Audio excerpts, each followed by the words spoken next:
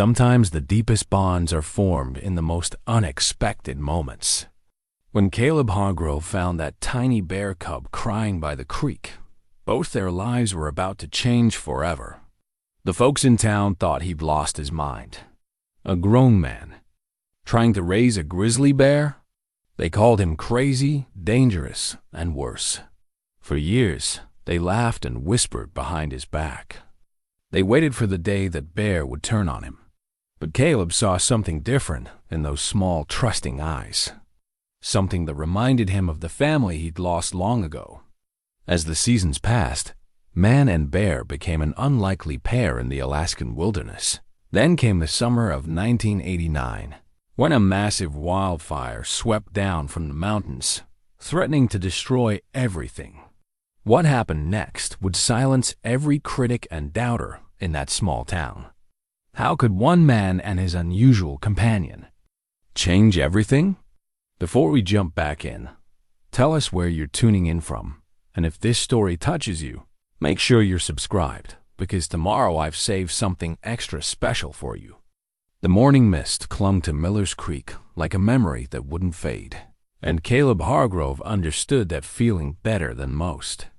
23 years he'd called these Alaskan mountains home, but it was only the last 20 that truly counted.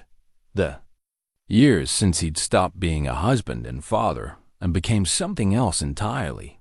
Something harder. Something lonelier. His weathered cabin sat tucked against a stand of ancient spruce, every log cut and fitted by his own hands during those first raw months after the accident. Back then, building had been survival, something to keep his mind occupied while his heart learned to beat around the hole that Marie and Emma had left behind. The structure bore the marks of a man who'd had too much time to think and too much grief to carry. Every joint was perfect, every corner square, as if precision in carpentry could somehow balance out the chaos that had torn his world apart. The cabin was more than shelter now. It was sanctuary. Thick walls that kept out the wind and the world, a stone fireplace that had warmed countless solitary evenings, and windows positioned just so north toward the peaks where he ran his trap lines, south toward the distant glow that marked the town of Cedar Ridge. Close enough to reach when supplies ran low, far enough away the people mostly left him be. Most people. Anyway, Caleb stepped onto his covered porch, coffee steaming in the morning air, and surveyed his domain. 40 acres of deeded land surrounded by wilderness that stretched unbroken to the Canadian border. A man could lose himself up here, and many had. The difference was, Caleb had found exactly what he was looking for when he'd come to lose himself peace. If not happiness. Purpose, even if it wasn't the purpose he'd once imagined. His trap lines were legendary in these parts, spoken of with grudging respect, even by those who questioned his sanity. Caleb could read sign like other men read newspapers, could predict weather patterns days in advance, and could move through country that would swallow city folk whole. The old-timers in Cedar Ridge remembered when he'd first arrived, a broken logger from the lower 48 with skills that translated well to this harsh country and demons that made him embrace its solitude. Strange bird, that Hargrove? They'd say at Mitchell's General Store, the words carrying weight born of 2 decades of observation. Good enough man when you need him. But there's something not quite right about anyone who chooses to live that far out, that alone. Sarah Mitchell, who'd inherited the store from her father 5 years back, had a more charitable view. A practical woman in her early 40s with graying hair she kept pulled back in a sensible bun. Sarah understood something about carrying on when life dealt hard blows. Her own husband had died in a logging accident, leaving her to raise 2 boys and run a business in a town where winter lasted 8 months and gossip had to stretch to cover all of them.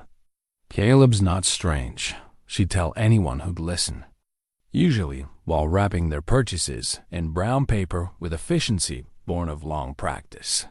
He's wounded. There's a difference, though most folks are too busy talking to notice. Dr. Harold Peterson was another matter entirely.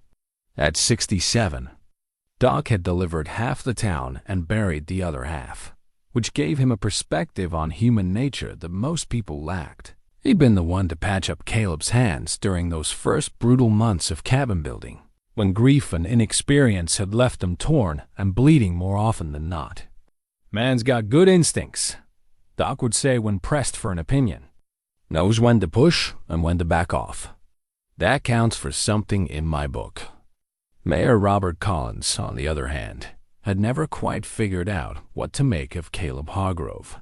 A political creature by nature, Collins understood the give and take of small-town relationships, the careful balance of favors and obligations that kept a community functioning. Caleb operated outside those rules, appearing when needed but never, staying long enough to be properly cataloged and filed away. He pays his taxes and keeps to himself, Collins would admit when the subject came up at town council meetings. Can't ask much more than that, I suppose. Still, there's something to be said for being part of the community, not just adjacent to it. The morning Caleb's life changed forever started like any other. He'd risen before dawn, as was his custom, and checked the weather glass his father had given him 30 years ago. The mercury was steady, the sky clear, with the kind of crystalline quality that promised a good day for walking the trap lines. Spring runoff had the creek running high and fast, full of the urgency that comes when winter finally loosens its grip on the high country. He planned to check the northern line first, a circuit that would take him past the old mining claims and up into the country where the big bucks summered. It was there, at the bend where Miller's Creek curved around the stand of aspen, that he heard the sound that would reshape everything he thought he knew about second chances. At first, he thought it might be a bird, some kind of distress call carried on the morning air. But as he moved closer, pushing through willows still heavy with dew, the sound resolved into something that made his chest tighten with recognition. It was the cry of something young and lost, pitched in a register that spoke directly to every protective instinct he'd thought died with his daughter. The Grizzly Cub was maybe 3 months old, small enough to fit in a large man's hands, but already possessed of the distinctive humped shoulders and broad face that marked it as one of Alaska's most formidable predators. It was soaked and shivering at the water's edge, its dark fur matted with mud and debris. Dark eyes, surprisingly intelligent for something so young, fixed on Caleb with an intensity that was both heartbreaking and unnerving. There was no sign of the mother, which Caleb knew meant the cub was as good as dead. Grizzly sows were fiercely protective of their young, and no healthy female would abandon a cub this age unless something catastrophic had happened. He'd seen enough poaching sign in the past few weeks to guess what that something might have been, and the knowledge left a bitter taste in his mouth. The smart thing, the safe thing, would be to walk away. Alaska was full of orphaned animals, and nature had its own brutal efficiency when it came to dealing with the weak and unprotected. A man could drive himself crazy trying to save every lost creature he encountered, and Caleb had learned long ago that some kinds of crazy were more dangerous than others. But something about those dark eyes stopped him cold. Maybe it was the way they seemed to hold his gaze without the panic he'd expect from a wild animal. Maybe it was the particular quality of the cub's cries, which sounded less like random distress and more like a deliberate call for help. Or maybe it was something deeper, a recognition that passed between two creatures who understood what it meant to be alone in an indifferent world. Caleb knelt beside the creek, close enough that he could see the cub's ribs through its wet fur, close enough to count the individual whiskers on its small muzzle. The animal watched him with an alertness that seemed far beyond its months, head tilted in a gesture that was almost quizzical. "What happened to your mama, little one?" Caleb whispered, his voice rusty from days of solitude. "She wouldn't have left you here by choice." The cub's response was immediate, a series of soft chuffs and whimpers that sounded heartbreakingly conversational. It took a tentative step toward Caleb, then another, until it was close enough to touch. When Caleb extended his hand, palm up and fingers relaxed, the cub sniffed carefully before pressing its small black nose against his weathered skin. The contact sent something electric through Caleb's chest, a feeling he hadn't experienced in 20 years. It was the same sensation he'd felt the first time Emma had wrapped her tiny fingers around his thumb. The same jolt of connection and responsibility that had transformed him from a man into a father in a single heartbeat. He tried to tell himself it was different. This was a wild animal, not a child. A predator that would grow to weigh 400 pounds and possess the strength to tear a man apart without effort. Taking it would be madness, dangerous for him, and ultimately cruel to the animal. But the cub had begun to shiver more violently, and its breathing was becoming labored.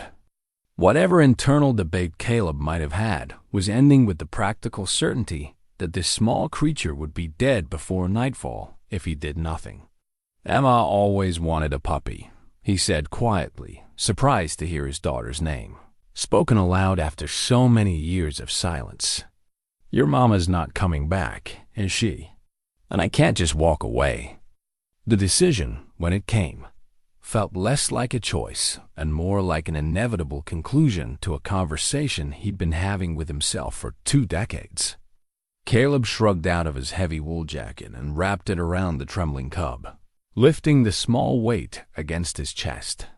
The animal relaxed into the warmth immediately, its cries fading to contented rumbles that vibrated against Caleb's ribs.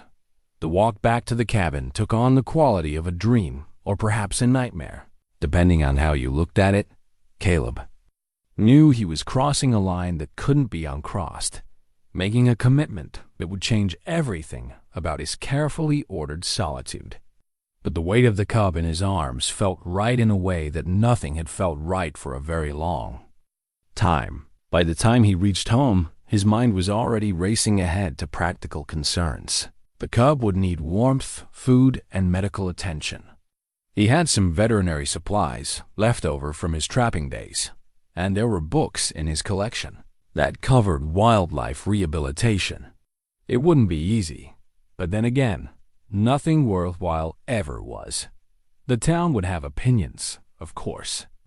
Cedar Ridge was the kind of place where everyone knew everyone else's business, and a man raising a grizzly bear would provide enough gossip to last through the next 3 winters. But Caleb had stopped caring about other people's opinions the day he'd buried his family, and he wasn't about to start again now. As he pushed through the cabin door, the cub still bundled in his jacket, Caleb felt something shift inside his chest, a loosening of muscles he'd held tight for 20 years. For the first time since the accident, he had something to care for besides himself, something that depended on him completely. It was terrifying and wonderful in equal measure, and as he knelt by the fireplace to build up the flames, Caleb found himself smiling for the first time in longer than he could remember. The first night nearly broke them both. Caleb had fashioned a makeshift den in his workshop from an old wooden crate, lined it with wool blankets, and positioned it close enough to the wood stove to provide steady warmth. The cub he'd started calling it Bear, for lack of imagination and an abundance of practicality, had seemed content enough at first, curled into a tight ball and making soft rumbling sounds that reminded Caleb of a cat's purr. But as the hours passed and the reality of separation from its mother set in, Bear's contentment gave way to distress. The cry started around midnight, plaintive wails that cut through the cabin walls like a knife through butter. By 2 in the morning, the sound had evolved into something that made Caleb's chest ache with sympathetic pain. He'd tried everything he could think of, adjusting the temperature, offering water from a spoon, even playing his old radio at low volume in case the sound of human voices might provide comfort. Nothing worked. Bear wanted its mother, and no amount of good intentions could fill that particular void. The feeding bottle had been Caleb's most ambitious project, carved from a piece of soft pine and fitted with a leather nipple fashioned from an old glove. It was crude but functional, and after several failed attempts, Bear had finally begun to nurse from it. The sight of the small creature taking nourishment from something he'd made with his own hands stirred feelings in Caleb that he'd thought were buried forever. By morning, both man and cub were exhausted but alive. Bear had managed to keep down several ounces of diluted milk, and Caleb had managed to catch perhaps an hour of sleep in the workshop chair. It wasn't sustainable, but it was a start. The routine that developed over the next few days was simple in its demands but complex in its implications. Bear needed feeding every few hours, attention and warmth, and increasingly companionship. The cub had begun to follow Caleb around the cabin, staying close to his legs and making soft conversational sounds that seemed to demand responses. Caleb found himself talking back something he hadn't done with another living creature in years. At first, it felt awkward and self-conscious, but Bear's obvious pleasure at being spoken to gradually wore down his resistance. Soon, he was providing running commentary on everything from the weather to his breakfast preparations, and Bear would listen with the kind of focused attention that most humans never bothered to offer. It was inevitable that word would reach town. Cedar Ridge was too small and too isolated for secrets to survive long, and Caleb's weekly supply runs were as regular as clockwork. When he failed to appear at Mitchell's General Store for 2 consecutive Saturdays, speculation began to build. Sarah. Mitchell was the one who finally made the trip out to his place, using the excuse of checking on his welfare, but driven by genuine curiosity about what could keep a man like Caleb away from his normal routines. She found him in the yard, splitting firewood while Bear played nearby, rolling in a patch of new grass and occasionally pouncing on invisible prey with the kind of focused intensity that only the very young possessed. "Good Lord, Caleb," Sarah breathed, her hand rising instinctively to her throat. "Tell me that's not what I think it is." Caleb straightened slowly, axe still in his hands, and met her gaze with the steady calm he'd perfected over 20 years of solitude. "Depends on what you think it is, Sarah." "That's a grizzly cub." "Yes, it is." The simplicity of his response seemed to knock the wind out of whatever argument she'd been preparing. Sarah stared at Bear, who had noticed the new arrival and was watching her with bright, curious eyes. "Caleb," she said carefully, "do you understand what you're doing?" "I'm taking care of something that needed taking care of," he replied, setting down the axe and brushing wood chips from his hands, same as anyone would do. "This isn't a stray dog, Caleb. This is a wild animal, a dangerous wild animal." Bear chose that moment to tumble backward in pursuit of its own tail, ending up in an undignified heap that would have been comical if the creature in question weren't capable of growing into an apex predator. Sarah's expression softened despite herself. "Where's its mother?" "Dead, most likely. Found the cub by Miller's Creek, half drowned and starving. Mother wouldn't have left it unless something bad happened." Sarah nodded slowly.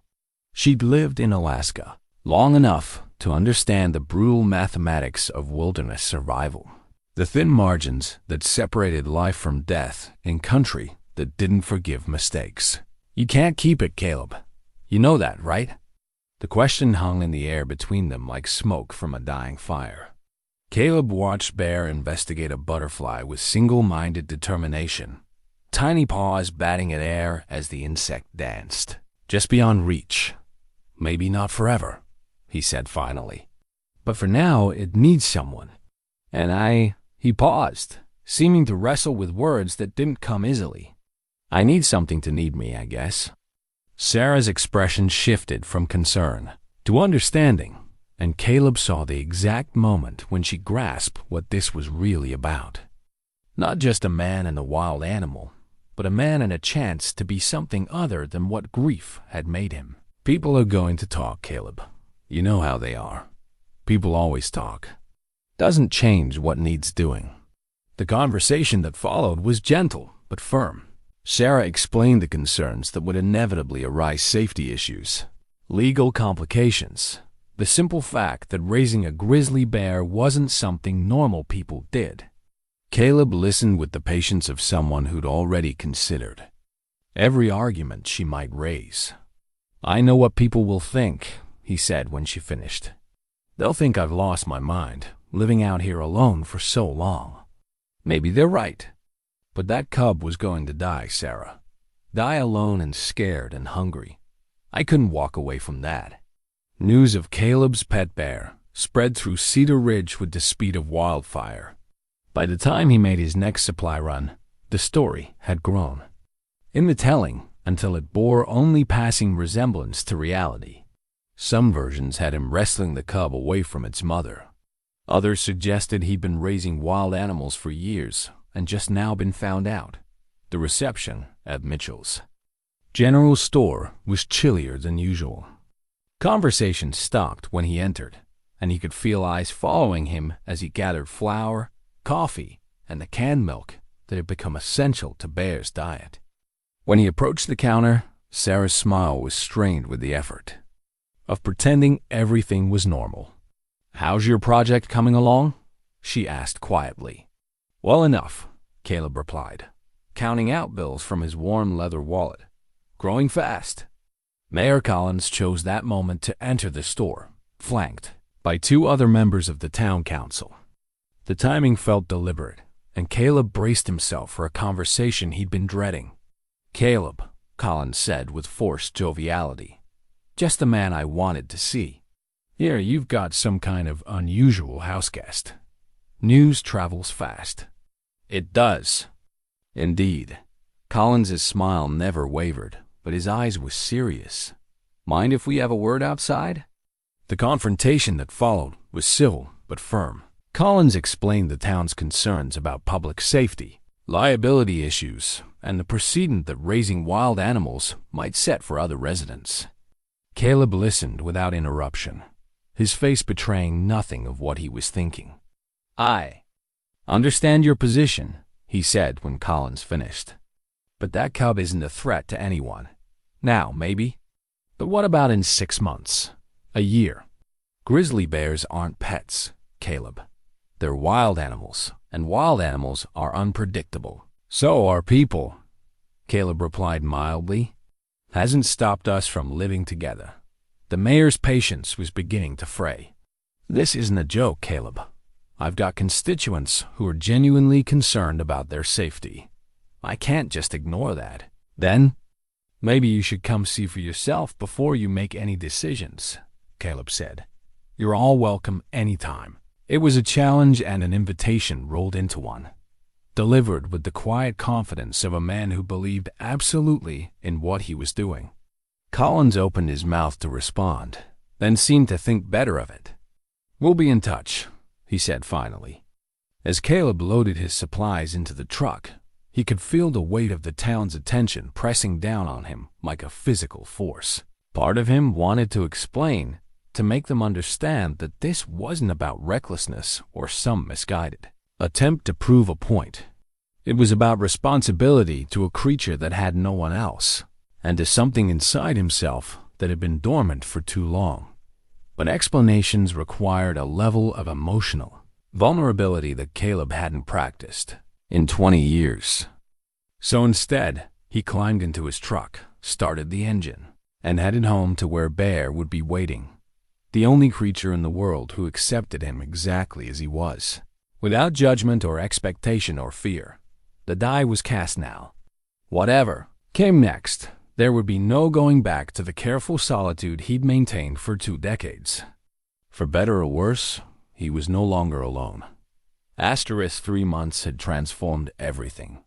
The tiny, trembling cub that Caleb had carried home in his jacket had grown into a robust young bear with boundless energy and an insatiable curiosity about the world.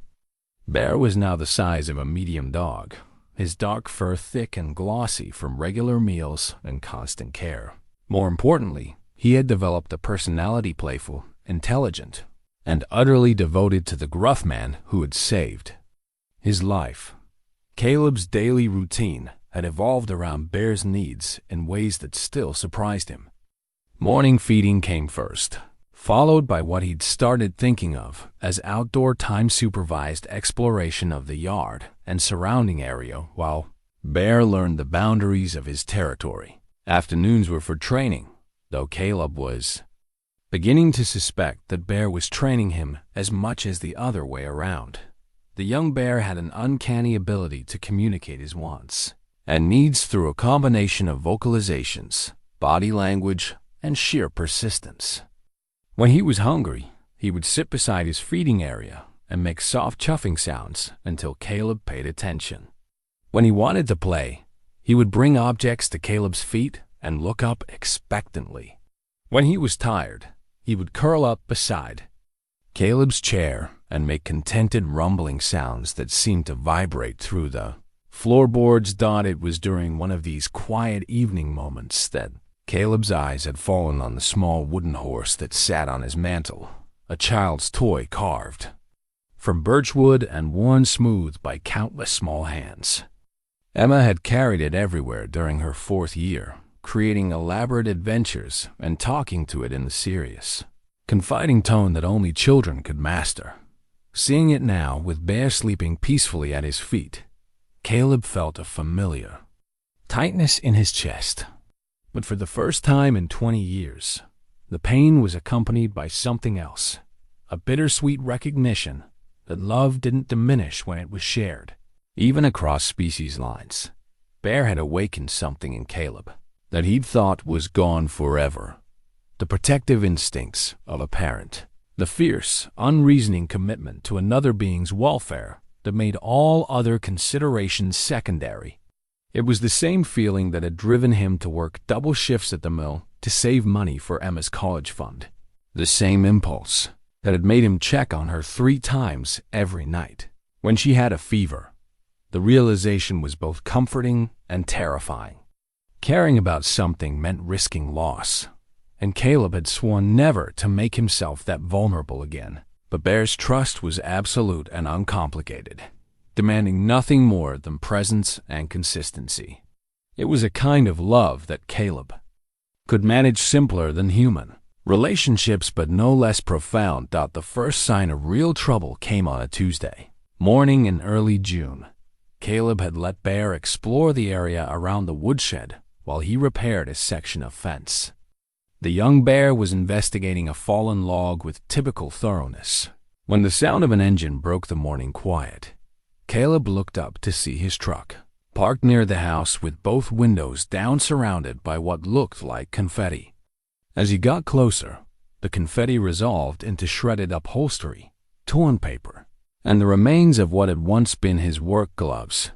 Bear stood in the truck bed, tail wagging with obvious pride at his accomplishment.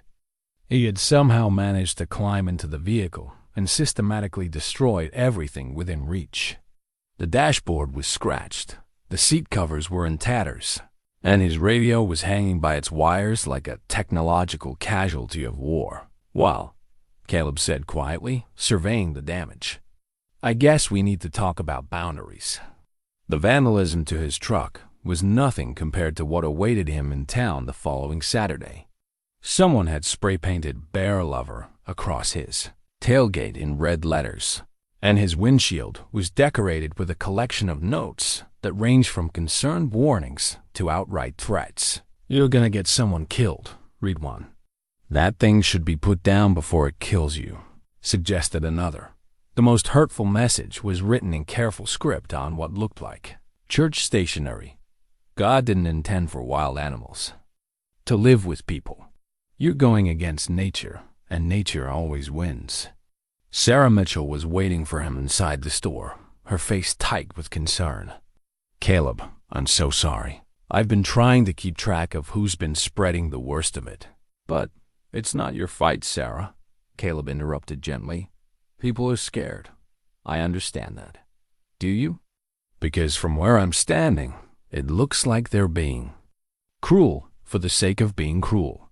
Caleb was quiet for a long moment, thinking about the notes in his truck and the whispered conversations that stopped whenever he entered a room.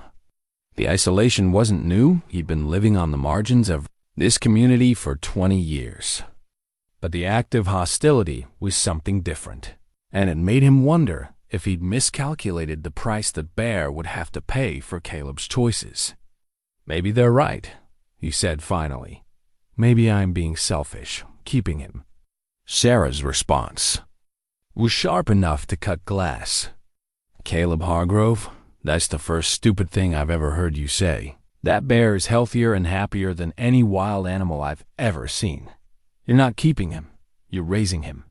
Her words stayed with him during the long drive home, and they were still echoing in his head when he found Bear waiting by the porch steps, ears perked and tail wagging with the uncomplicated joy of reunion. The young bear bounded toward the truck as soon as Caleb opened the door, rising on his hind legs to rest his front paws on Caleb's chest in a gesture that had become their customary greeting, standing there with 60 pounds of bear pressed against him.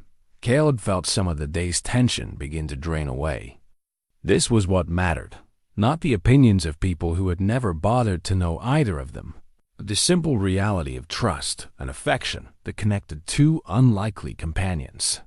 That evening, as Bear dozed by the fire and Caleb worked on carving a new feeding bowl to replace the one that had been destroyed in the truck incident, he found his thoughts drifting to Emma and the wooden horse that still sat on his mantle. She would have loved Bear, he realized, would have understood immediately what others seemed incapable of grasping, that love wasn't diminished by being given to an unusual recipient. The memory that surfaced was from Emma's 5th birthday, when she had found an injured sparrow in their backyard and spent 3 days nursing it back to health. Caleb had tried to explain that wild birds were better left alone, but Emma had been adamant that anything hurt deserved help, regardless of species. "It's not about what kind of animal it is, Daddy," she had said with the absolute certainty that only children possess. "It's about what kind of person you are." The sparrow had eventually recovered and flown away, but Emma's words had stayed with Caleb long after his daughter was gone. Now, watching Bear sleep with the perfect trust that only the very young or very secure could achieve, those words seemed more relevant than ever, whatever challenges lay ahead, and Caleb had no illusions that the town's hostility would fade. Quickly, he was committed to this path. Bear had given him a second chance at being something other than a man defined by his losses, and that was worth fighting for. By his first birthday, or what Caleb estimated to be his first birthday, Bear had grown into something that could no longer be dismissed as cute or harmless. At nearly 200 pounds, he was already larger than most adult black bears, with the massive bone structure and distinctive shoulder hump that marked him as a true Alaskan grizzly. His playful tumbles had been replaced by movements that carried real power, and his gentle nips during play could leave bruises on Caleb's arms. But it was the intelligence behind Bear's dark eyes that truly set him apart from any wild animal Caleb had ever encountered. The young grizzly had learned to respond to more than a dozen verbal commands and twice as many hand signals. He knew the difference between stay and wait, understood when Caleb needed him to move aside or come closer, and had developed his own repertoire of vocalizations that seemed tailored to specific situations. The communication system that had emerged between them was unlike anything Caleb had ever experienced. Bear would huff softly when he wanted attention, make a low rumbling sound when he was content, and produce a sharp bark when something concerned him. Most remarkably, he had learned to modulate his strength around Caleb, playing with the same gentleness he might show toward a cub dog. It was this intelligence that made the trip to town so remarkable and so controversial. Caleb had avoided bringing Bear to Cedar Ridge for obvious reasons, but the young bear's growing size made leaving him alone increasingly problematic. At 200 pounds, Bear could easily destroy the cabin if left to his own devices, and his separation anxiety had grown more pronounced as their bond deepened. The decision to bring Bear along on a supply run was practical rather than defiant, but it sent shockwaves through the small community nonetheless. Word spread through the town's single main street faster than Caleb could unload his truck, and within minutes, a crowd had gathered to witness the spectacle of a man casually shopping with a grizzly bear in tow. Bear, for his part, seemed fascinated by the new environment but showed no sign of aggression or panic. He stayed close to Caleb's side, occasionally sniffing at interesting scents but always returning his attention to his human companion when called. When a small child dropped his ice cream and began to cry, Bear approached slowly and gently nuzzled the boy's hand, a gesture that might have been terrifying if not for its obvious gentleness. The crowd's reaction was mixed. Some people backed away in obvious fear, others pressed closer for a better look, and a few brave souls asked questions about Bear's training and temperament. But it was the interaction between Bear and old Mrs. Henderson that truly changed the dynamic. Martha Henderson was 83 years old, partially blind from diabetes, and possessed of the kind of fearlessness that sometimes comes with age and infirmity. When Bear approached her bench outside the post office, she extended her hand without hesitation. "Hello there, beautiful," she said in the same tone she might use with any friendly dog. "Aren't you something special?" Bear sniffed her hand carefully, then gently licked her fingers. Mrs. Henderson laughed a sound like silver bells and scratched behind his ears with the confidence of someone who had spent a lifetime around animals. "My goodness, Caleb," she called out. "This fellow has better manners than half the people in this town." The comment drew nervous laughter from the assembled crowd, but it also seemed to break some kind of spell. Bear was no longer just a dangerous wild animal. He was a creature capable of gentleness and discrimination, one who could distinguish between threat and friendship. Sarah Mitchell was among those who watched the interaction with obvious amazement. Later, as Caleb loaded supplies into his truck while Bear dozed in the shade, she approached with questions that went beyond mere curiosity. "How do you do it?" she asked quietly. "How do you know he won't just snap one day?" Caleb was quiet for a long moment, watching Bear's peaceful sleep. "Same way you know any friend won't turn on you," he said finally. "Trust builds over time. You learn each other's signals, respect each other's boundaries." "But he's not human, Caleb. He doesn't think like we do." "No," Caleb agreed. "In some ways, he thinks better, simpler. He doesn't lie or hold grudges or make promises he can't keep. When he's happy, you know it. When something bothers him, he shows you. There's no guessing with Bear." Sarah studied the sleeping grizzly with new eyes. "You really love him, don't you?" The question caught Caleb off guard, perhaps because no one had asked it so directly. He found himself thinking about the worn leatherwork gloves that hung by his back door, the ones his father had worn for 30 years of logging and farming, the ones that had taught Caleb's hands the difference between strength and violence. "My father used to say that working with your hands taught you important things," Caleb said slowly. "Patience, respect for materials, the difference between force and pressure. I think raising Bear has taught me some of the same lessons, just applied to living things instead of wood or metal." "And the town? What about their concerns?" Caleb glanced toward the small knot of people still gathered outside Mitchell's store, their voices carrying just enough for him to catch fragments of conversation. Most of it was speculation about what would happen when Bear reached full size, predictions of inevitable disaster that ranged from the merely pessimistic to the genuinely apocalyptic. "People fear what they don't understand," he said. "Can't say I blame them for that. But fear doesn't always lead to good decisions." The drive home was peaceful, with Bear riding in the truck bed and occasionally standing to catch interesting scents on the wind. As they wound through the mountain passes that led to Caleb's valley, he found himself thinking about the changes that the past year had brought to both of their lives. Bear had grown from a helpless cub into a magnificent young animal, but the Transformation went deeper than mere physical development. He had learned to trust completely while maintaining his essential wildness, a balance that Caleb was only beginning to understand. More importantly, Bear had taught Caleb that it was possible to love something without trying to control it, to protect without overprotecting, to be responsible for another creature's welfare without sacrificing its essential nature. That evening, as Bear helped Caleb stack firewood by carrying smaller pieces in his mouth, the phone rang with news that would test everything they had built together. Doc Peterson's voice was grave as he delivered the message that Fish and wildlife officials had received multiple complaints about an licensed wild animal being kept as a pet. "They're planning an inspection, Caleb," Doc said quietly. "Probably within the next few weeks. I thought you should know." After hanging up, Caleb sat on his porch steps and watched Bear investigate a butterfly with the same focused intensity he brought to everything.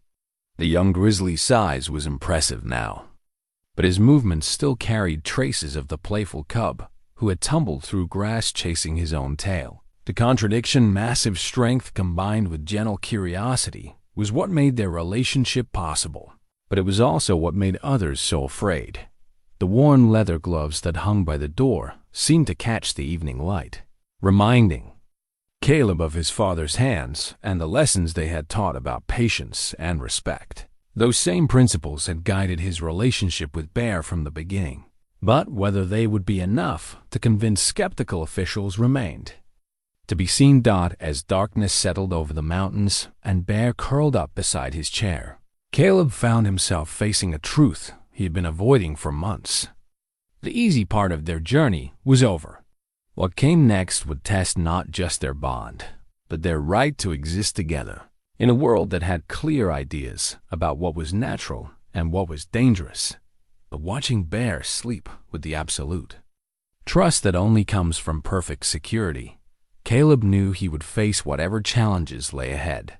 Some bonds were too important to surrender without a fight, and this was definitely one of them. 2 years had passed since that morning by Miller's Creek, and Bear had grown into something that commanded respect from any creature with sense.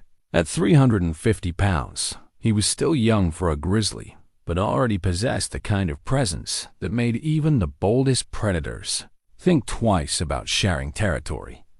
His coat had darkened to rich chocolate brown, and his movements carried the fluid power of an animal perfectly adapted to its environment.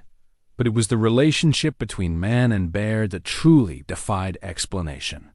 What had begun as rescue and care had evolved into something that biologists would struggle to categorize: a partnership, built on mutual trust and understanding that seemed to operate outside the normal boundaries between human and animal.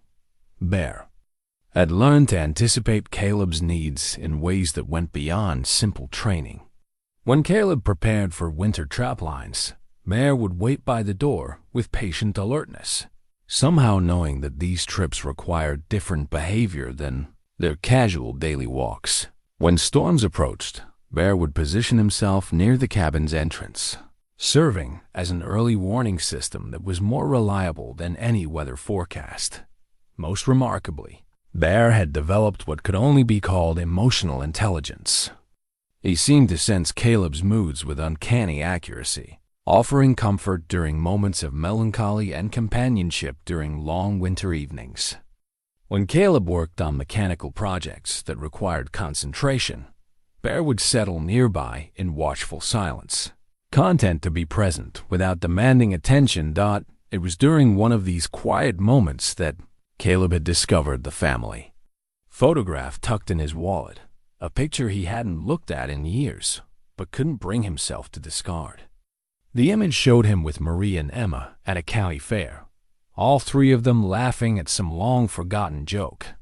Emma was maybe 6 years old, gap-toothed and grinning, her small hand firmly clasped in Caleb's larger one, looking at the photograph. Now, with Bear dozing by the fireplace, Caleb felt a familiar tightness in his chest, but for the first time, the pain was accompanied by something else, a recognition that his capacity for love hadn't died with his family, only gone dormant. Bear had awakened it again, and while the love he felt for the massive grizzly was different from what he'd shared with Marie and Emma, it was no less profound. The realization brought with it a flood of complicated emotions. Guilt that he was betraying his family's memory by caring for another creature. Fear that he was setting himself up for another devastating loss. And underneath it all, a growing understanding of why the town's pressure to release Bear felt so much like an attack on his very identity. The pressure had been building steadily as Bear's size increased. What people could dismiss as an eccentric hobby when the pet weighed 60 pounds became a legitimate public safety concern when that same animal could overturn a car with casual effort. The complaints to Fish and Wildlife had grown more frequent and more urgent, particularly after Mrs. Kowalski claimed that Bear had menaced her poodle during one of their visits to town. Caleb knew the incident Mrs. Kowalski described was nothing more than Bear's natural curiosity about a yapping toy dog, but perception had become more important than reality. The town council had passed a resolution requesting state intervention, and several residents had started carrying firearms whenever they ventured outside the town limits. The attempted reintroduction had been Doc Peterson's idea compromise that might satisfy officials while giving Bear a chance to reconnect with his wild nature. They had driven deep into the Brooks Range, to country where grizzlies were common and human contact minimal.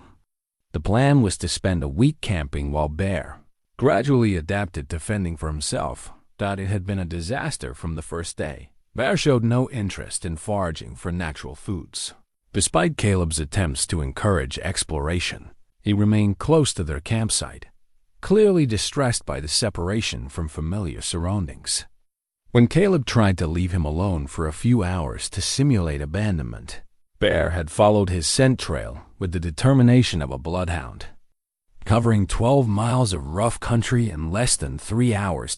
By the fourth day, it was clear that Bear's idea of wild behavior meant staying within 50 feet of Caleb and helping with camp chores. He would fetch firewood when asked, alert them to approaching weather, and even assist with food preparation by holding containers steady while Caleb worked. It was impressive cooperation, but it wasn't independence. The final straw came when a wild sow with cubs appeared at their campsite, drawn by the scent of food. Bear's response wasn't territorial aggression or natural avoidance. It was protective positioning between the newcomers and Caleb, combined with vocalizations that seemed designed to communicate peaceful intentions. The wild bears eventually moved on without incident, but their presence had highlighted the fundamental difference between Bear and his truly wild cousins. "He thinks you're his family," Doc had observed as they broke camp early. "And maybe you are." The drive home had been subdued, both men understanding that they had reached a crossroads that couldn't be avoided much longer.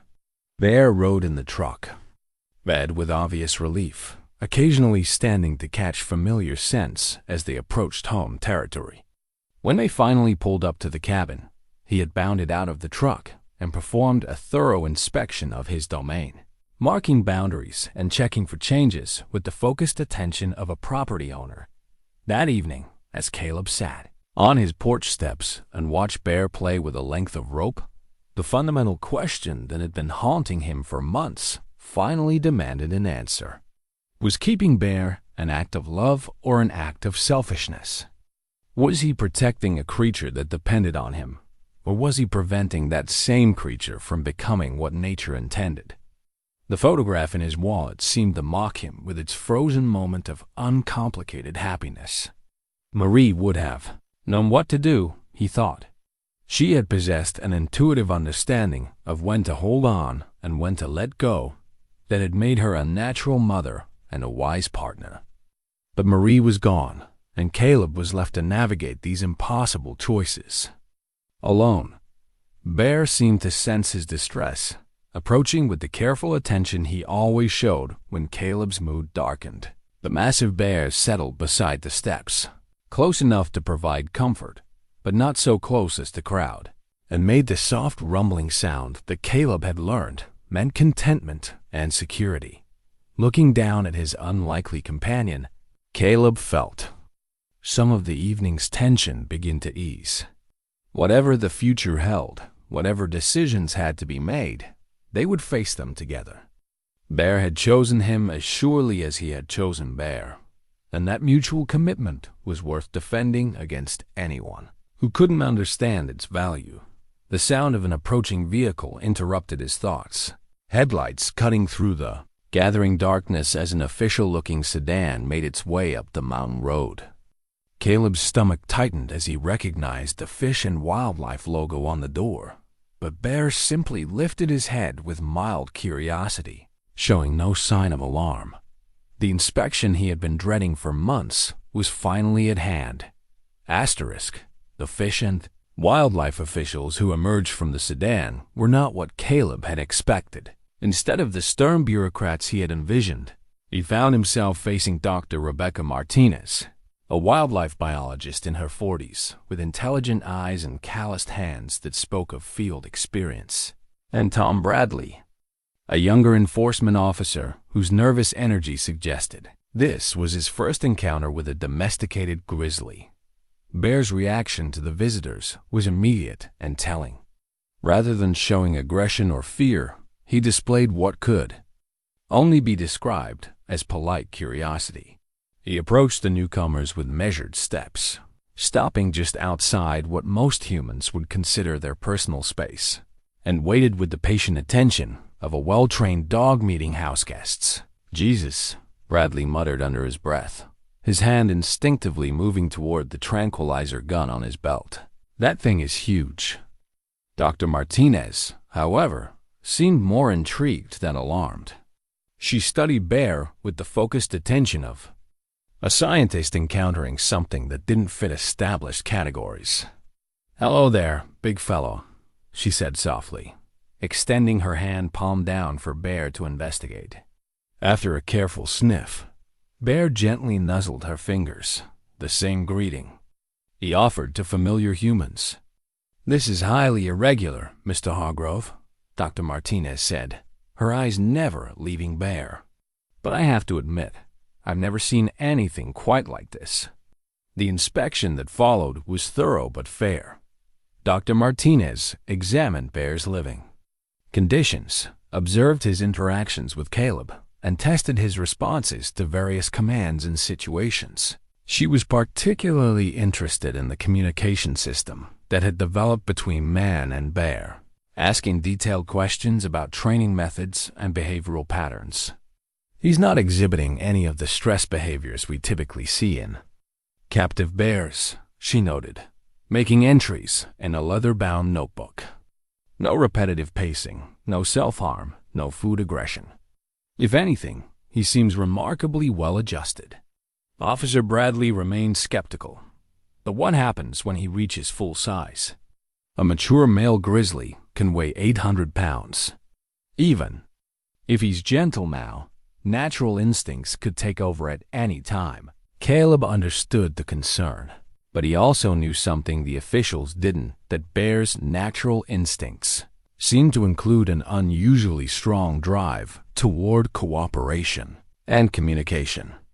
The young grizzly had never shown the kind of dominance, behaviors that characterized wild bears establishing territory or hierarchy. Instead, he seemed to view his relationship with Caleb as a partnership rather than a competition. The breakthrough moment came when Dr. Martinez asked to observe Bear's response to stress. She had Bradley create a loud disturbance, banging metal objects together and shouting, while she watched for signs of aggression or panic. Bear's reaction was immediate and revealing.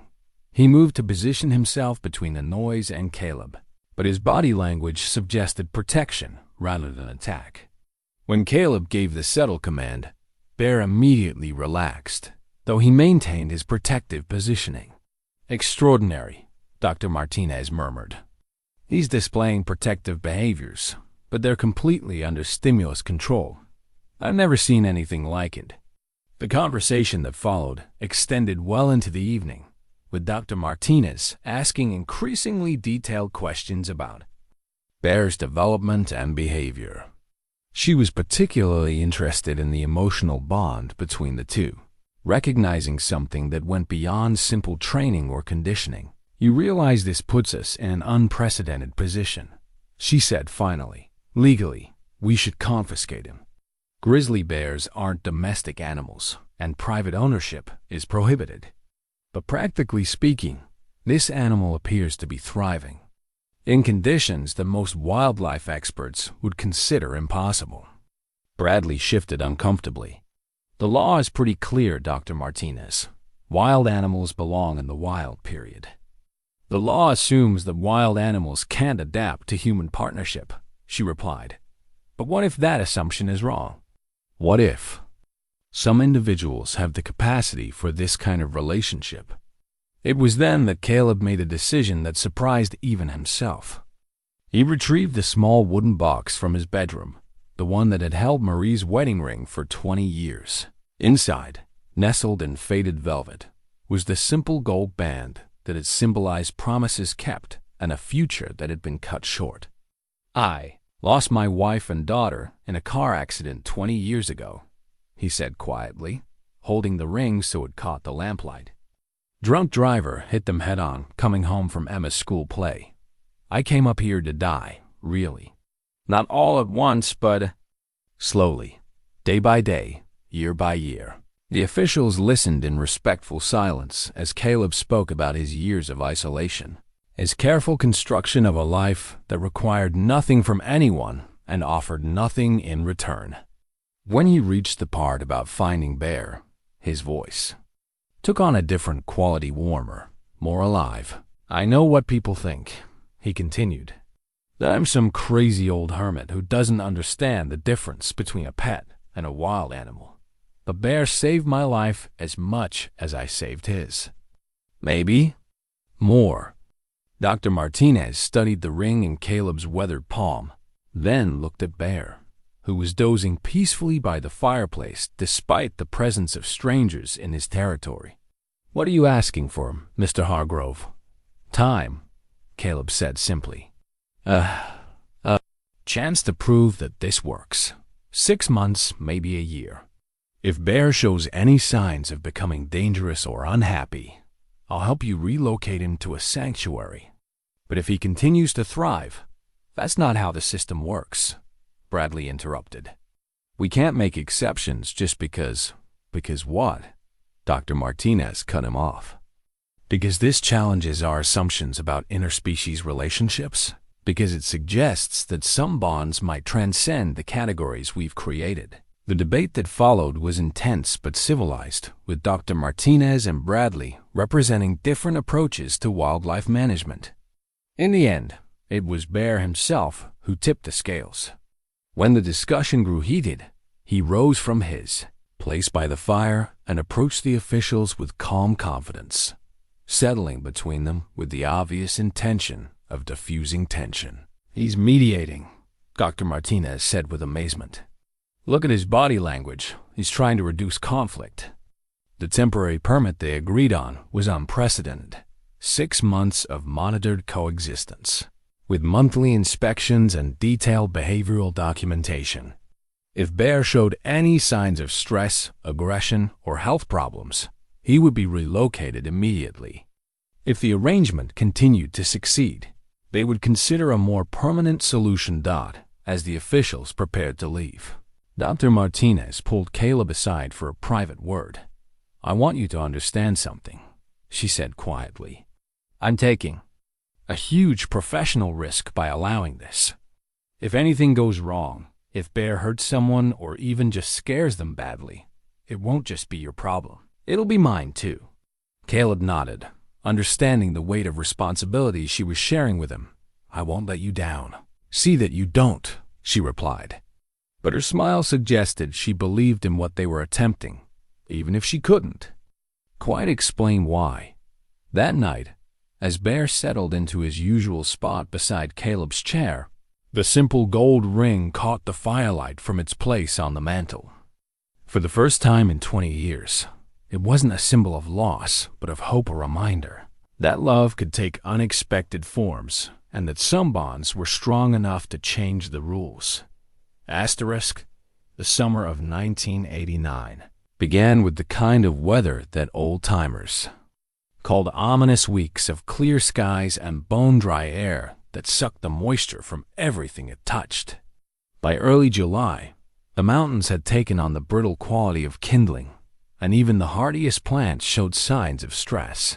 Creek beds that normally ran year-round had been reduced to scattered pools, and the usual morning mist had given way to an oppressive clarity that made distant peaks seem close enough to touch. Caleb had lived in Alaska long enough to recognize the signs of a dangerous fire season, but even his experience hadn't prepared him for the scope of what was coming. The morning that changed everything started like any other, with Bear's gentle nudging to wake him for breakfast and the familiar routine of feeding, exercise, and morning chores.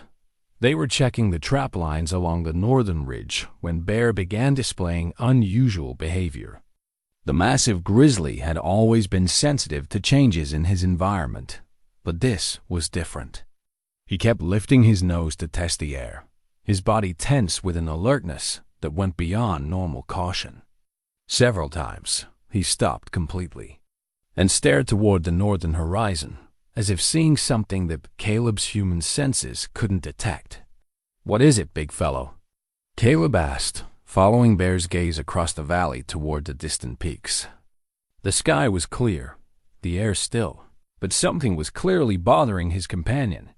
Bear's response was a low rumble that Caleb had learned to associate with serious concern, not the kind of worry that came from spotting a stranger or hearing an unusual sound, but the deep unease that preceded genuine danger. The bear moved restlessly, alternating between sniffing the air and watching the northern skyline with focused intensity. It was nearly noon when the radio transmission crackled to life in Caleb's cabin, its emergency tone cutting through the summer quiet like a warning bell. The voice that emerged from the static belonged to the National Weather Service, and the message it carried would prove to be the most important communication Caleb had ever received. "This is an emergency broadcast for the greater Cedar Ridge area," the announcer said with professional calm that barely concealed underlying urgency. "A major wildfire has been detected approximately 50 miles north of Cedar Ridge, spreading rapidly due to extreme drought conditions and sustained winds from the northeast. Current estimates suggest the fire is advancing at a rate of 3 to 4 miles per hour toward populated areas." Caleb felt his blood turn to ice as the implications sank in.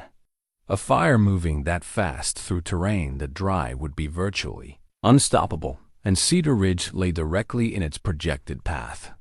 The town's evacuation routes were limited: one main highway that wound through narrow mountain passes, and a handful of backcountry roads that most people wouldn't know how to navigate under the best of conditions. The broadcast continued with updates on evacuation procedures and emergency shelter locations. But Caleb's attention was drawn to Bear's reaction to the news. The massive grizzly had moved to the cabin's north-facing window and was staring toward the horizon with an intensity that was almost hypnotic. His earlier restlessness had given way to a kind of focused alertness that reminded Caleb of a soldier. Receiving orders. As the day progressed, the radio brought increasingly grim updates. The fire had jumped 2 major fire breaks and was now estimated to be moving at nearly 6 miles per hour faster than most people could walk through rough country. Wind conditions were expected to worsen as afternoon thermal currents developed, and several smaller communities north of Cedar Ridge had already been evacuated. By evening, the first signs of smoke were visible on the northern horizon, a thin brown haze that blurred the usually sharp outline of the peaks. Bear's agitation had grown throughout the day, and he now refused to venture more than a few yards from the cabin. When Caleb tried to coax him outside for their usual evening walk, the bear simply sat by the door and made the soft whining sounds that meant he was deeply troubled. The phone call that shattered Caleb's carefully maintained distance from community affairs came just after sunset. Mayor Collins's voice was strained with exhaustion and barely controlled panic as he explained. Situation developing in Cedar Ridge. Caleb, I know we've had our differences about your situation, but we need help, Collins said without preamble. The main highway's blocked by a rock slide, and the fire's moving faster than anyone predicted.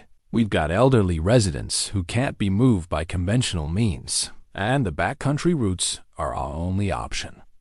Caleb listened in growing amazement as the mayor outlined the town's desperate plan.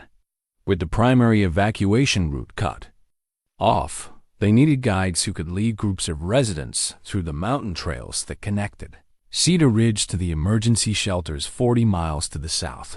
The problem was that most of those trails required navigation skills the few residents possessed, and the approaching smoke would make visibility nearly impossible. We need someone who knows the country, Collins continued.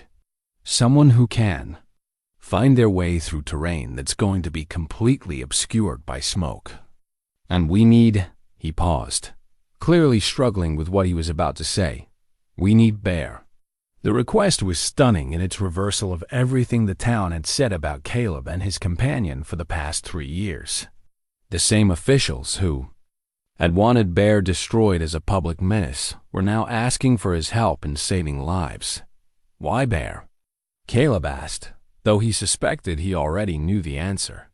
Because he can navigate by scent when we can't see 10 feet in front of us, Collins replied bluntly. Because he knows these mountains better than any of us. And because, God help me, he might be the only thing that can get our people out alive. The irony wasn't lost on Caleb. For years, the town had viewed Bear as a dangerous anomaly, something that threatened their sense of order and safety. Now, that same creature represented their best hope for survival. The transformation in perspective was both vindication and burden proof that their bond was valuable, but also proof that its value came with a terrible responsibility. How many people are we talking about? Caleb asked. 37 residents. Who can't be evacuated by vehicle, Collins said. Mostly elderly folks, a few disabled, some families with small children. They're gathered at the community center, waiting for instructions. Caleb looked at Bear, who was still stationed by the north window like a sentinel. The massive grizzly seemed to sense the weight of the conversation, his dark eyes reflecting an intelligence that went beyond animal instinct. We'll need supplies, Caleb said finally. Food, water, medical kit, emergency shelter. And we'll need people who can help manage groups. Doc Peterson, Sarah Mitchell, anyone with wilderness experience. Whatever you need, Collins assured him. Caleb, I know I haven't always been supportive of what you've been doing up there. But if you can help us get our people to safety, we'll be there within the hour, Caleb interrupted. There would be time for recriminations and apologies. Later, if they all lived long enough. Right now, the only thing that mattered was the 37 lives hanging in the balanced dot as he gathered emergency supplies and prepared for what would likely be the most dangerous journey of his life. Caleb felt a strange sense of completion. For 3 years, he and Bear had lived on the margins of the community, tolerated at best and actively resented at worst. Now, their unique partnership was about to be tested in the most literal sense by fire. Bear seemed to understand the gravity of the situation. As Caleb loaded gear into his truck, the massive grizzly positioned himself by the vehicle with the patient alertness of a soldier awaiting orders. There was no playfulness in his demeanor now, no casual curiosity about their preparations. This was Bear at his most serious, a creature who understood that lives depended on his abilities. The drive to Cedar Ridge took place against a backdrop of approaching catastrophe. The northern sky had darkened to an ominous brown, and the first ash had begun to fall like gray snow. The wind carried the acrid smell of burning forest. and visibility was already beginning to decrease as smoke filtered through the mountain passes. By the time they reached the community center, the transformation in the town's attitude toward Bear was complete. Instead of fearful stares and whispered warnings, Caleb encountered grateful handshakes and expressions of desperate hope. The same people who had once demanded Bear's removal now looked to him as their salvation. It was a reversal that might have been satisfying under different circumstances, but with the red glow of wildfire painting the northern horizon, there was no time for vindication. The only thing that mattered now was whether their unlikely partnership could save the lives of people who had never believed in its value. As Bear took his position at the head of the evacuation column, calm and confident, despite the chaos around him, Caleb felt a surge of pride mixed with terror. They were about to attempt something that would either prove the power of their bond or destroy them both. The fire was coming, and there was nowhere left to run but forward. The Cedar Ridge Community Center had been transformed into something between a military command post and a refugee camp. Families huddled together with hastily packed belongings, their faces reflecting the kind of controlled panic that comes when ordinary people confront extraordinary circumstances. The elderly residents who couldn't be evacuated by conventional means sat in wheelchairs and on folding chairs, their weathered faces bearing the stoic acceptance of people who had survived enough hardships to understand when fighting was useless, and when surrender was the only option. Doc Peterson had taken charge of medical preparations, assembling a portable kit that could handle everything from heart medication to emergency surgery. At 77, he was technically too old for the kind of physical demands the evacuation would require, but his steady hands and encyclopedic knowledge of the group's medical needs made him indispensable. Sarah Mitchell was coordinating supplies, with the efficiency of someone who had spent years managing the complex logistics of a small-town general store. Food, water, emergency shelter, and communication equipment were being sorted into packs that could be carried by volunteers, or strapped to improvised travois for those who couldn't walk the entire distance. But it was Caleb's hand-drawn evacuation map that commanded the most attention, a detailed rendering of mountain trails and alternative routes that represented 30 years of intimate knowledge of the local terrain. The map showed not just the obvious paths, but the subtle variations in elevation and drainage that could mean the difference between safety and disaster when visibility dropped to zero. The main trail follows Miller's Creek for the first 8 miles, Caleb explained to the assembled volunteers, his finger tracing the route he had walked countless times. But if the fire jumps the creek, and it probably will, we'll need to use the secondary ridge trail. It's steeper and harder to navigate, but it keeps us above the heaviest smoke. Mayor Collins studied the map with the expression of a man who understood that he was looking at his community's last hope. How long will it take to get everyone to the emergency shelter? Under normal conditions, maybe 6 hours, Caleb replied. With this group, in smoke, probably closer to 10. Maybe 12 if we run into serious problems.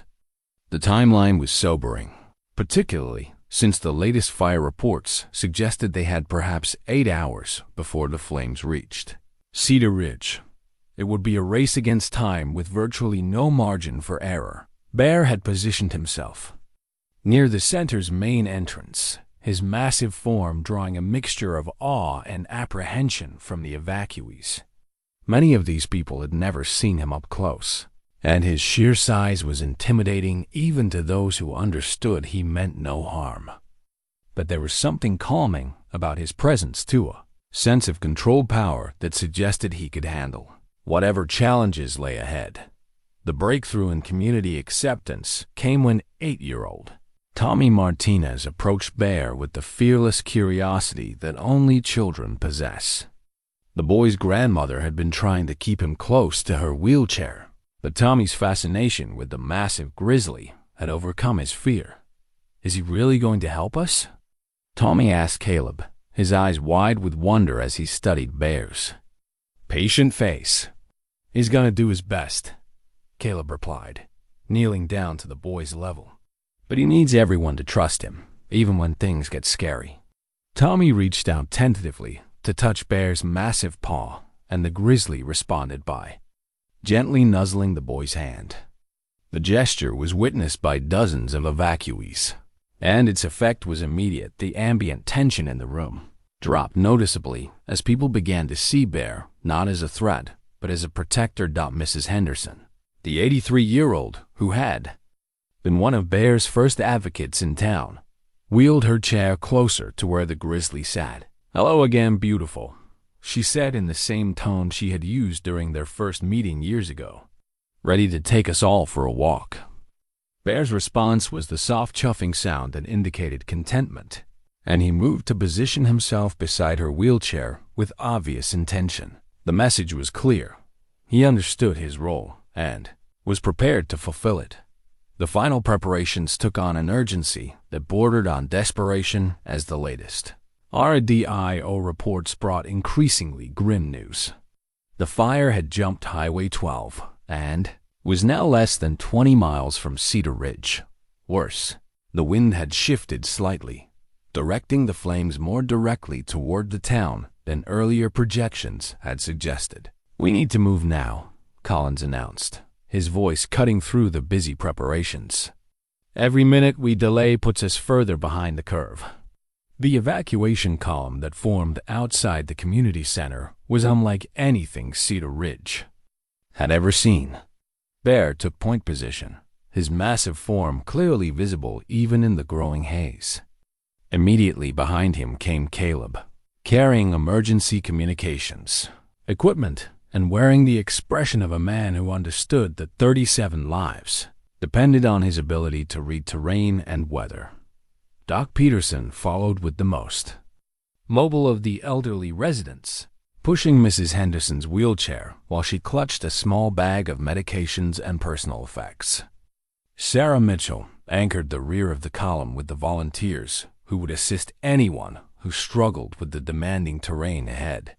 The sky had darkened to an apocalyptic orange-brown, and ash was falling steadily, now not the light dusting of earlier in the day, but thick flakes that clung to clothing and equipment. The air smelled of burning wood and something else, a chemical sharpness that spoke of structures and vehicles being consumed along with the forest.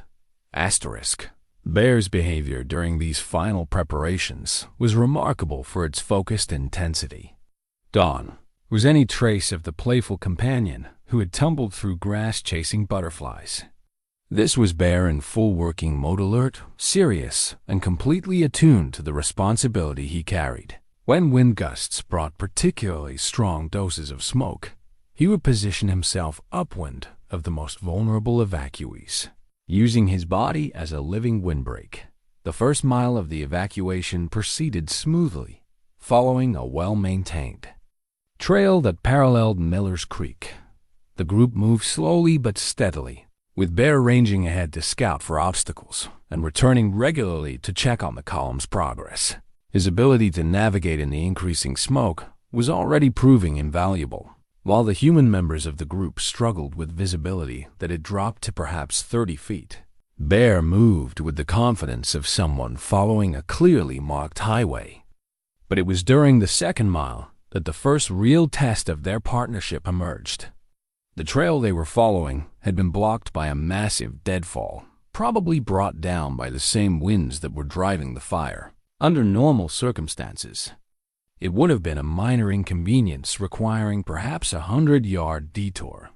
In the current conditions, with visibility near zero and 37 people depending on efficient movement, it represented a potentially catastrophic delay. Bear's response to the obstacle was immediate and decisive.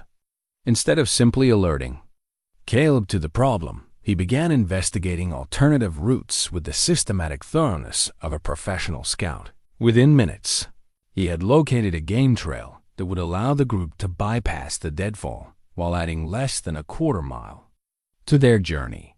"How does he do that?" Sarah Mitchell asked in amazement as she helped guide Mrs. Henderson's wheelchair around the fallen tree. It's like he can see things we can't." "In a way, he can," Caleb replied, pausing to check his compass against the hand-drawn map.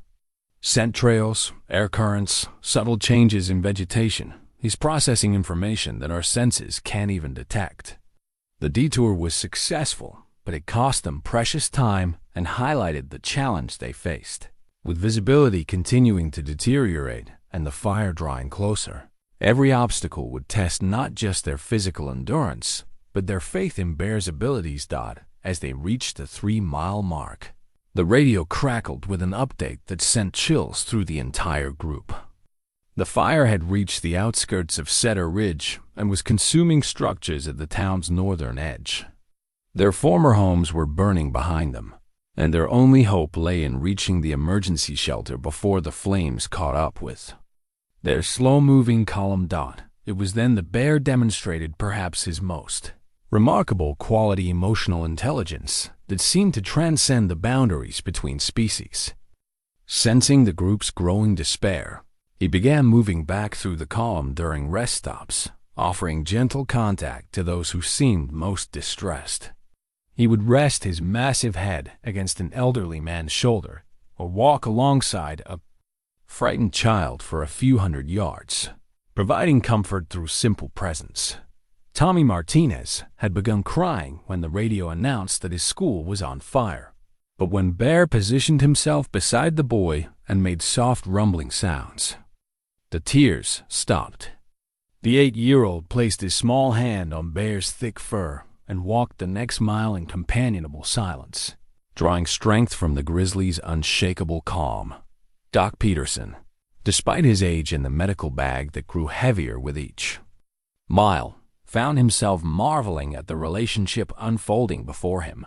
"Caleb," he said during one of their brief rest stops, "I've been practicing medicine for 40 years, and I've never seen anything like this. That bear isn't just guiding us, he's taking care of us." The most dangerous part of their journey lay ahead. Miller's Canyon, where the trail narrowed to barely 6 feet wide and dropped away steeply on both sides. Under normal conditions, it was a challenging but manageable passage. In near-zero visibility with smoke-filled air that made breathing difficult, it would test every ounce of trust the group could muster in their unlikely guide. As they approached the canyon, Bear's behavior shifted again.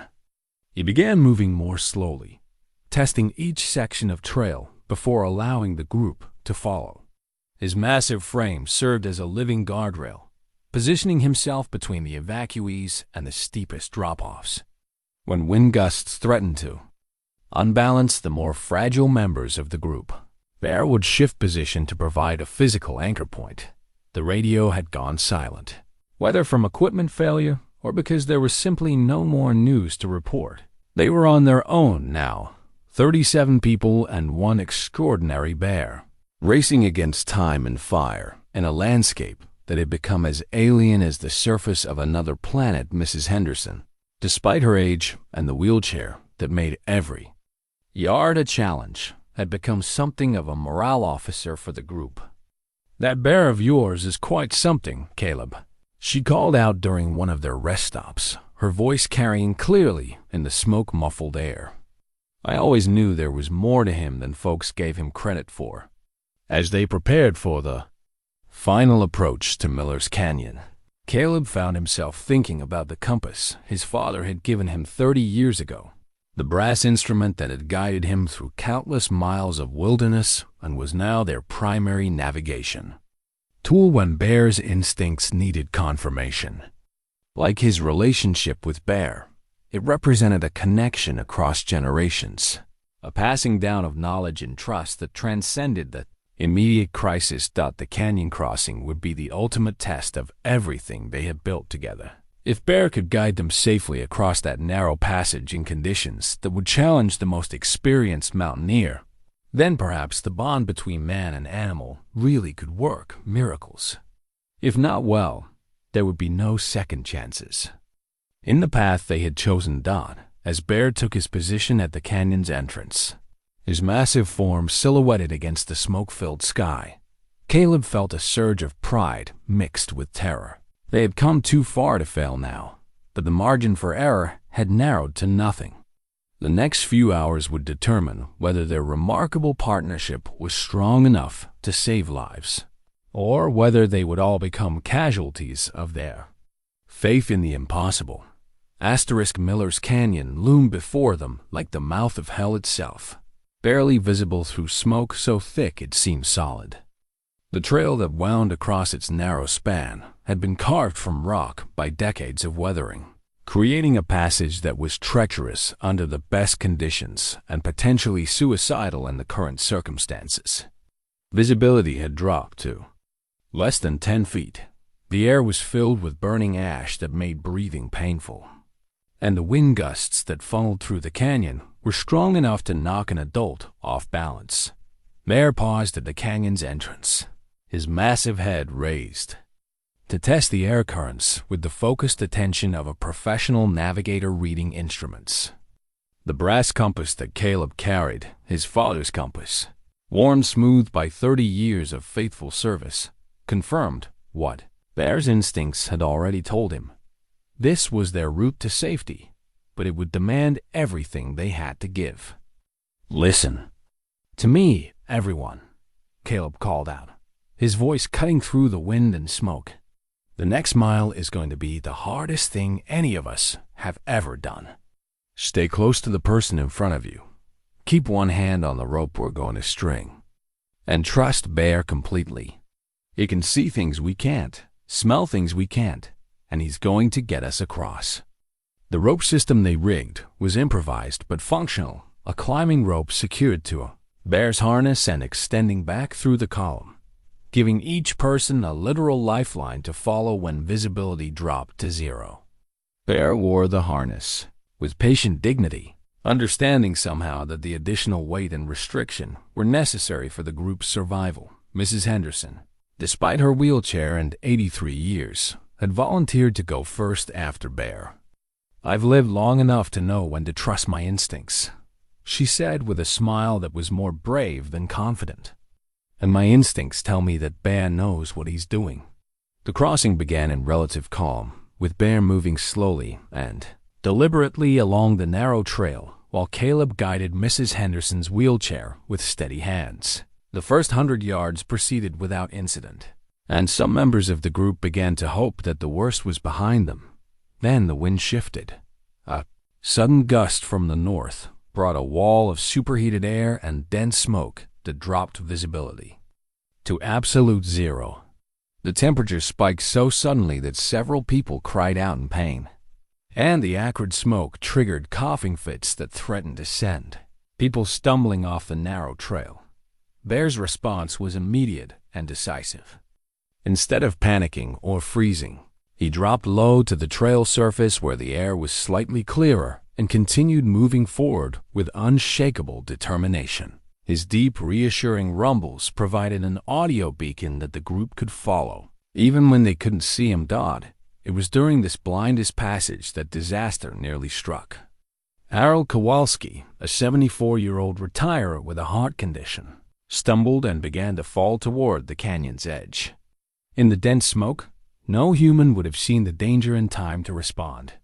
But Bear saw, with reflexes that seemed impossible for something his size. The massive grizzly spun around and caught Harold's jacket in his teeth, gently but firmly pulling the elderly man back from the precipice. The rescue happened so quickly and smoothly that most of the group didn't even realize how close they had come to losing someone. Harold, once he realized what had happened, began to cry, not from fear, but from gratitude. "Thank you," he whispered to Bear, his weathered hand resting on the grizzly's massive head. "Thank you, my friend." The moment of connection between the elderly man and the bear seemed to galvanize the entire group. Fear gave way to determination. Panic transformed into purpose. And the remaining crossing proceeded with the steady rhythm of people who had found their courage in the most unlikely place. Caleb watched it all unfold with a mixture of pride and amazement. The same animal that the town had wanted destroyed as a dangerous menace was now literally carrying them to safety, one careful step at a time. More than that, Bear was providing emotional support that went far beyond simple navigation. He was being the steady, reliable presence that the group needed to function under impossible pressure. The halfway point of the canyon crossing brought a brief clearing in the smoke, and for the first time in hours, they could see their destination. The emergency shelter was visible in the distance, a cluster of buildings that represented safety, medical care, and the chance to contact rescue services about other survivors. But the brief clearing also revealed something else, a wall of flame, advancing from the north, much closer than anyone had expected. The fire was moving faster than their projected timeline, and they would need to increase their pace significantly to reach safety before the flames cut off their escape route. Bear seemed to sense the urgency without being told.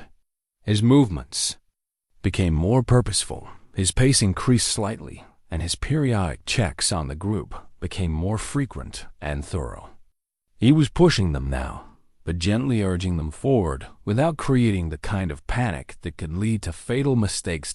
As they entered the final third of the canyon crossing, with safety tantalizingly close, but the fire advancing relentlessly behind them, Caleb realized that they were about to discover whether the bond between man and bear was strong enough to work miracles, or whether they would all become victims of their faith in the impossible. The final third of Miller's Canyon tested every limit of human endurance and animal dedication. The approaching fire had created its own weather system, violent wind gusts that could knock a person off their feet, superheated air that made each breath painful, and a constant rain of burning debris that threatened to ignite clothing and equipment. Through it all, Bear continued his steady progress, his massive form serving as both guide and shelter for the 37 people who had placed their lives in his care. It was Tommy Martinez who began to falter first. The 8-year-old had been brave beyond his years, but the combination of smoke inhalation, exhaustion, and sheer terror finally overwhelmed his small reserves of strength. He stumbled and fell, his legs no longer able to carry him forward, and began to cry with the heartbreaking sobs of a child who has reached the absolute end of his endurance. Bear's response was immediate and extraordinary. Without hesitation, the massive grizzly positioned himself beside the fallen boy and lowered his body to the trail surface. The message was unmistakable. He was offering himself as a mount, willing to carry the child when human strength failed. Caleb lifted Tommy on the bear's broad back, securing him with climbing rope and whispering words of encouragement that were lost in the wind.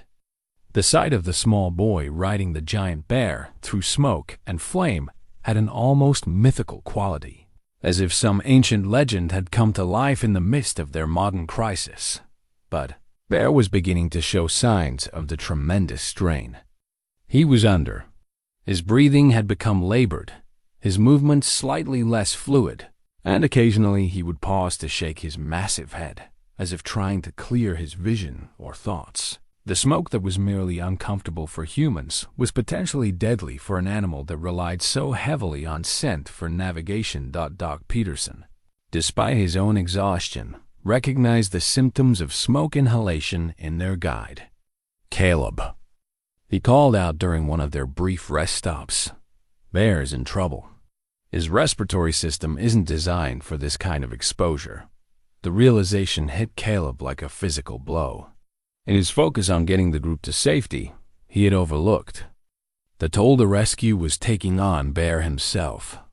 The massive grizzly was literally sacrificing his own health to save people who had spent years fearing and rejecting him. As if sensing their concern, Bear lifted his great head and fixed his dark eyes on Caleb with an expression that seemed to convey absolute determination. Whatever the cost to himself, he would not abandon his responsibility to the group. The message was clear. They would reach safety together, or not at all. The final quarter mile of the canyon crossing became a race against time and fire. The flames had reached the canyon's northern rim, and burning debris was beginning to fall like deadly rain. Several members of the group had minor burns, and everyone was struggling with smoke inhalation that made breathing increasingly difficult. Bear's strength was clearly failing now. His steps had become uncertain, and twice he had to stop and brace himself against the canyon wall to maintain his balance. But each time someone in the group stumbled or cried out in distress, he found reserves of energy that seemed to come from pure determination. It was Mrs. Henderson who provided the inspiration they all needed. Despite her age and the wheelchair that made every yard a monumental challenge, she began to sing an old hymn that her generation had learned in childhood, her voice carrying clearly through the smoke-filled air.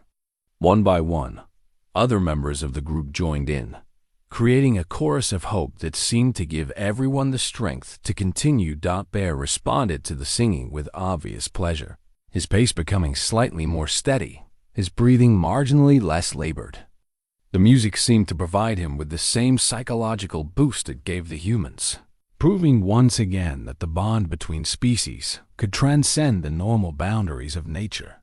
The emergency shelter appeared through the smoke like a vision of salvation: concrete buildings with properly filtered air, medical facilities, and communication equipment that could summon help for any other survivors. They had made it.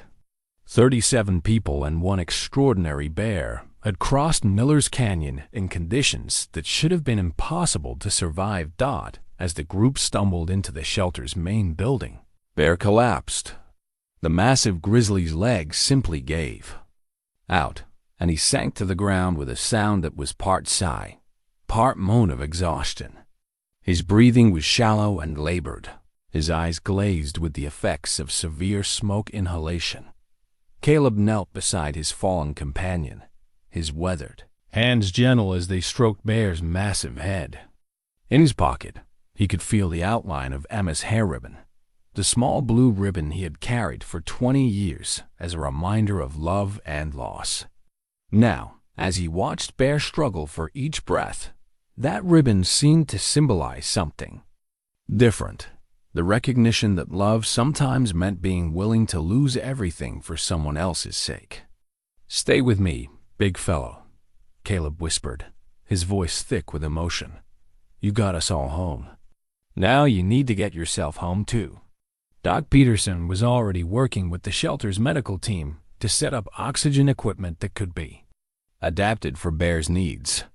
The emergency shelter had been designed for human refugees, but the staff rose to the challenge of treating their unusual patient with remarkable creativity and dedication.